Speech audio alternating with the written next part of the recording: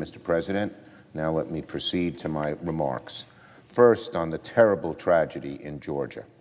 The people of Atlanta, Georgia, and surrounding communities were just shocked last night by a series of shootings that left 8 people dead, six of whom were of Asian descent. The motivations behind this devastating tragedy are still unknown, but there's a legitimate concern that these killings may have been racially motivated.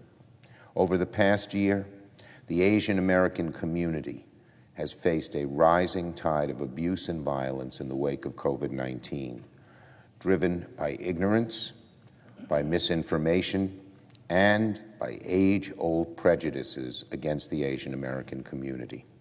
Tragically, hate crimes against Asian Americans have skyrocketed. Mr. President, there is bigotry in the land, and far too much of it. These dark forces have always existed in America, but recently they seem to have been unleashed.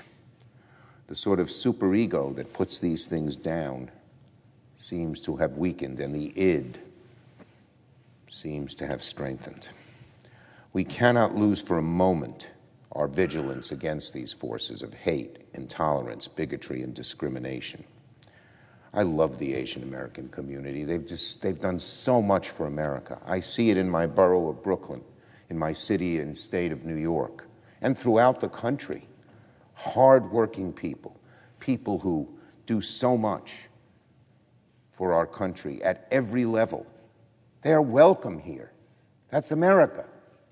And yet the bigots have increased hate crimes and maybe even possibly led to the deaths of these people.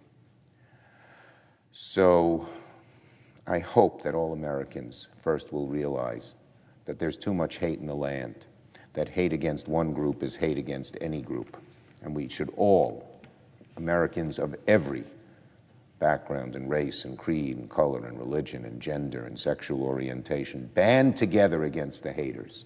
It's so un-American. E pluribus unum. Out of many, one. That's what America has always been. That's what America must continue to be, and our voices must speak out.